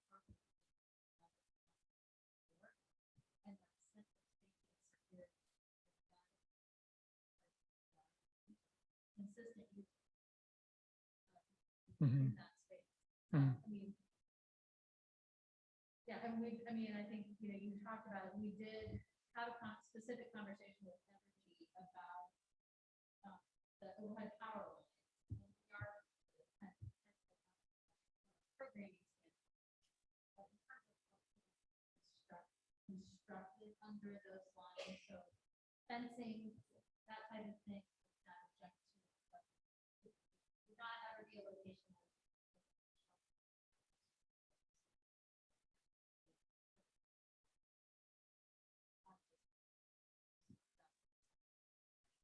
Yeah.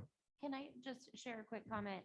I have fully support a dog park at Streamway. I think and just, a quick comment, Laura, with the group, I think the idea of a dog park at Streamway never took shape because there was pushback in terms of KDOT ownership and the private drive piece that, the conversations we had were that the cost would be so much greater than something that we could take on. And so, but if we're really serious and that this is something that could be attainable, then I think everyone could agree that Streamway is a great location in terms of how it's tucked away. But to Ken's point, we've got to get Fox Ridge Phase 2 knocked out so we can get those sidewalks in for folks, because we know that the majority of folks utilizing the dog park will be coming from those three major complexes and they need safe accessibility. Yeah. So timing wise, I think 2023 for Fox Ridge Phase 3, I just want to, considering I've been so vocal and annoying about the dog park, I just want to put my support in for this idea, although I'm very anxious, of course, like everybody else, to see the numbers. Yeah. You set you up for disappointment if I don't have actual numbers. But I'm gonna get that. Yes. Further this discussion with opening.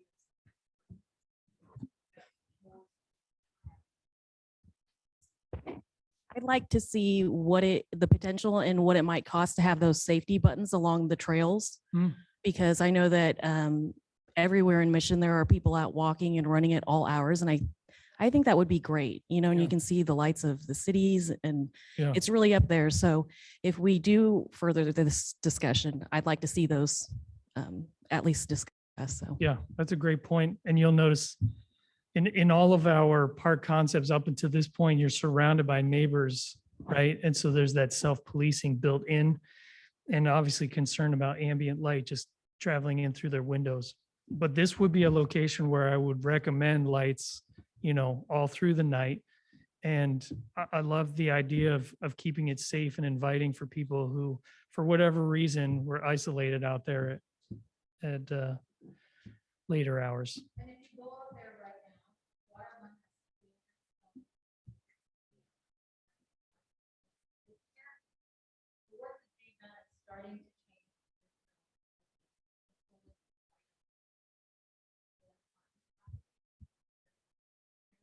Mm-hmm.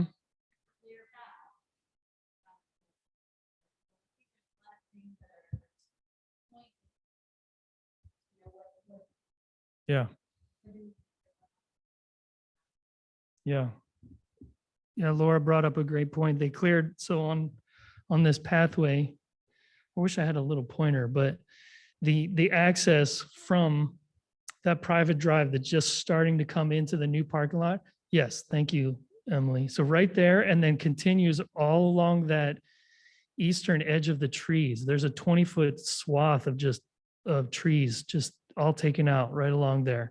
And what it's really done is made that parking lot more inviting. You know, obviously it's still in the rough in phase. So you're like, oh man, this is a lot of work to do. But instead of coming through a tight, narrow access point, it really opens up the space, and they're going to plant trees in an organized line. And so you're really going to see, you know, once they're finished, that at least the initial entrance will be a lot more inviting.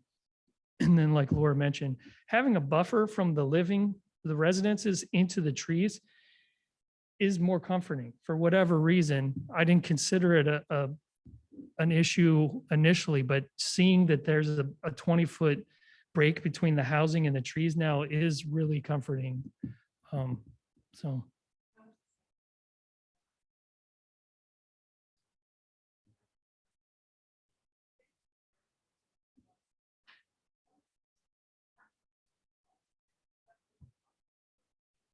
Yeah.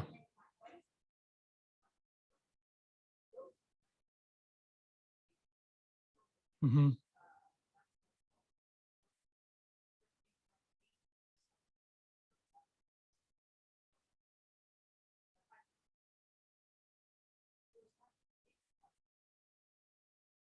Mm-hmm. Yes, thank you. Quick comment, and I'll shut up. I just want to thank you both so much. I know how annoying Nick and I have been on this issue, and it's a really, really great feeling to be able to report back to those folks who worked so many years that even though it may not come in 22 or, you know, hopefully 23, you know, just that we've got the money set aside. And so thank you both for working so diligently and putting up with us. And thank you, council, for finding a compromise that really worked for everybody. You bet. Yeah, I was just saying, I know I did mention costs, and it sounds like we won't know how much, you know, expanding the drive or trying to acquire that street or anything will cost tonight. But I do think too that there is, you know, some support for some sort of investment, both from the prioritization of the dog park and then also thinking about the makeup of our community and our community for all ages goals. And I think, you know, the precondition report for the comprehensive plan says only 20% of our households have kids in them, but nearly all of our park programming, all of our park features are, you know, geared towards kids. Mm-hmm. So having a park that, you know, serves a different group, potentially, you know, more young adults, kind of fitting with the trends in our community might also be a big asset, I think. Yeah, that's great feedback. Are we going to get into issues of budget?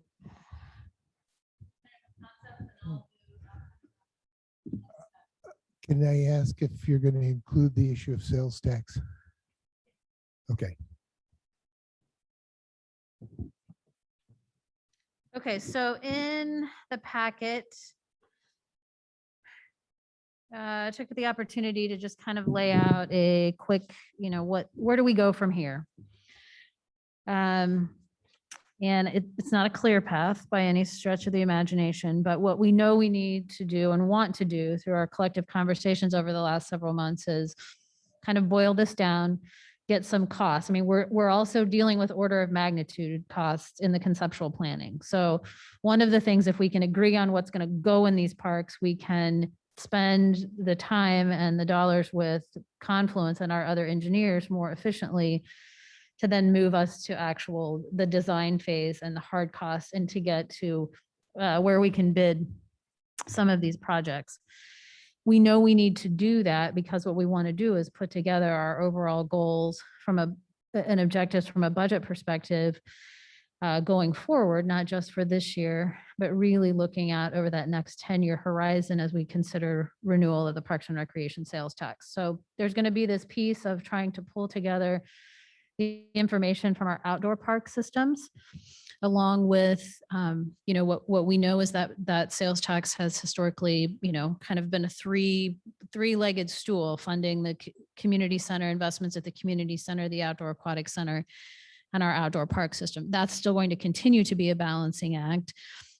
But the other big piece of that is once we can land on what we think the preferred amenities are, we know we really need to get back and then put together that specific maintenance plan. And Penn has done some preliminary work on that over the last really year and a half in terms of beginning. We have a good start in terms of maintenance investment, in particular outdoor parks and green spaces, but we need to get very specific. So if we are going to pursue the dog park, it's a lot of conversation around staffing and maintenance of that dog park. I think we fill in around the edges on some of the other new amenities and improvements, but then we need to be able, as a part of this overall financing package, say, here's the cost for the improvements, but here's the cost for the maintenance of those improvements as well. And then we kind of, I think, have to find the balance of that as we think about what is the appropriate amount to ask for with renewal of the Parks and Recreation sales tax. Is that renewing at the existing 3/8 cent level? I know when we put the ballot question on for the street sales tax, the council had some conversation, or at least an appetite for lowering back to that 1/4 cent, so that overall the city sales tax rate would be consistent, just kind of had that small uptick for that period of time where there was overlap. And I think is that your question, Councilmember Davis? So I think we need to really be able, at the same time, we're going to have this look at the park improvements. We've got, I think, a really good head start from Confluence on most of our parks. Streamway, we have not invested the time and the resources until we got, kind of a feeling from you all. If this is something we really want to pursue, we know how to do that. And I think we know how to do that pretty quickly with respect to bringing those costs back and factoring those in. And so, I think I've heard Councilmember Inman talk about kind of that overall budget perspective. And I think that Penn was absolutely right. I think we've got options in terms of probably high, medium, low scenarios when we look at certain features, particularly play structures or play features, things that can be scaled up or scaled down based on some additional feedback. So we really need some time to come back, finalize some of those costs, and really flesh out the maintenance needs that are going to be required to support both the existing park amenities that we have and anything new that we would add. Because one of the things that we're going to want to consider in our conversations, the Parks and Recreation sales tax currently is written to support operations, which we have not in its 8.5-year history so far. We've only used about $125,000 of now almost $1 million that's generated annually to fund operations. The rest of it has all gone to either debt service on the MFAC or infrastructure capital, in this building or outdoor park system. So that's a conversation, but you can't make that decision until we show you what we think those maintenance needs are. And do you want that to be a part of a responsibility that's carried by the sales tax, or is that something that you want to be a general fund obligation?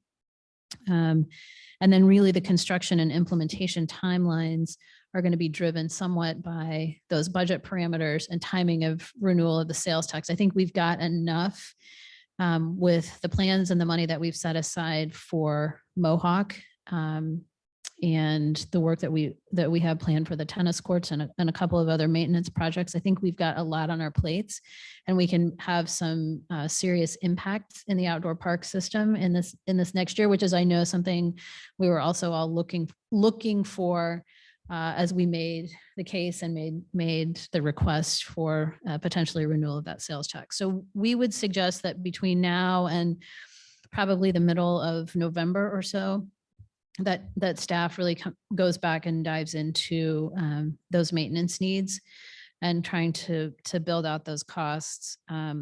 We think that we're far enough along in the processes, and this is something that we would look for some consensus this evening. Generally, are we on the right track? Dog park is still kind of a big question, but I think what I've heard you say this evening is continue to build out those alternatives for us, right? So we like Streamway. We want to see that difference in cost of if we were to do it standalone at Streamway versus in connection with other improvements. At Broadmoor Park, that will help in your decision-making. But our thought and our recommendation to you would not be to go back and do individual public meetings on each of the parks that give us the opportunity to pull all of this information together. And then sometime later this fall, we would have a larger public meeting on overall park improvements and get feedback through that process. I hope that we've tried to address, and take into consideration the things that we've heard in those public meetings.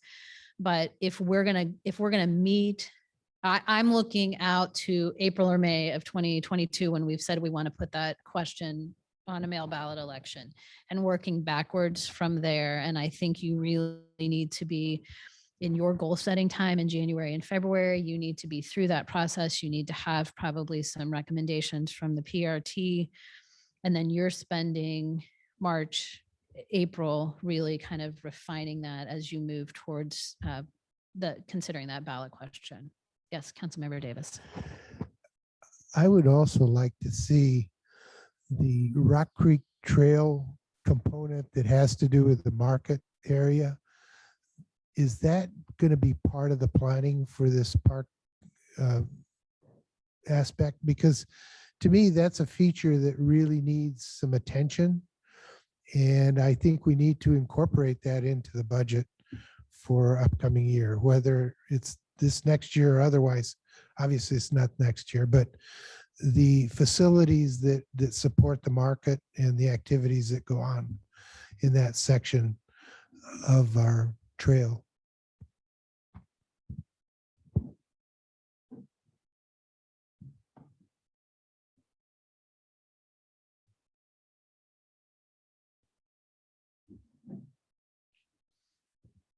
Okay, so if generally you think we're on the right path with the amenities included in the parks, then we can, as we look even towards next week's committee meeting, potentially try to firm up a little bit more of a specific schedule and timeline for you all to just maybe take a final review and look before you turn us loose. The other thing is if we really need to get moving on Mohawk, if we want to be able to have those amenities added in 2022, which I think is going to be a really significant cornerstone of what we're able to show the residents that we've delivered with the Parks and Recreation sales tax. So if that's the case, we would then be positioned, I think, to bring back a final design contract for Mohawk so we could really get moving with that and then, move into bidding and be able to actually be under construction with those improvements in 2022.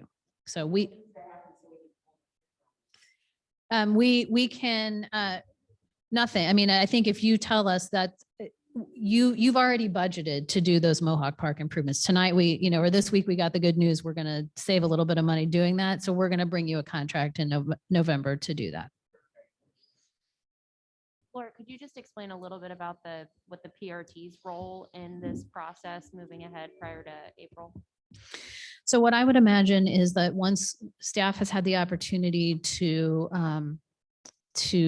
pull together some of these additional costs and to make some recommendations and to get through another public meeting where we have that final kind of public input on, thumbs up, thumbs down on these amenities, that we would take that to the PRT, give them an opportunity. I mean, they're going to be involved in those public processes like they have, give them an opportunity to look at that and overall advance a specific recommendation to you all. I think we have to share with them the same, we've had conversations. I know Penn has had conversations about what does direction finder say, all of that, and that recommendation would come back to you in the form of a recommendation, hopefully at the end of this year, so that you could take that PRT recommendation into your goal setting in January or February, along with all the rest of the pieces of that. But that kind of gives them an opportunity to say, I think after tonight, Penn can communicate, generally this is our plan. Conceptually, this is how we're moving forward. Here's going to be your touch point in probably late November, early December or so.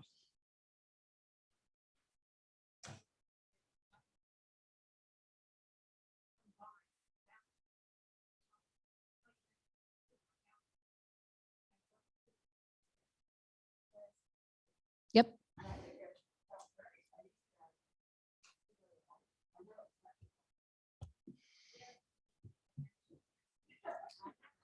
Well, I know, but they're going to be they will be. I have started playing around with the numbers. And the one thing I will say is that the tricky piece of this. So I'm just going to acknowledge it today. And know that you all will hit me with it again in a few months. So you also budgeted for a feasibility study for this facility, right? Which is going to factor into your decision-making about renewal of the Parks and Recreation sales tax.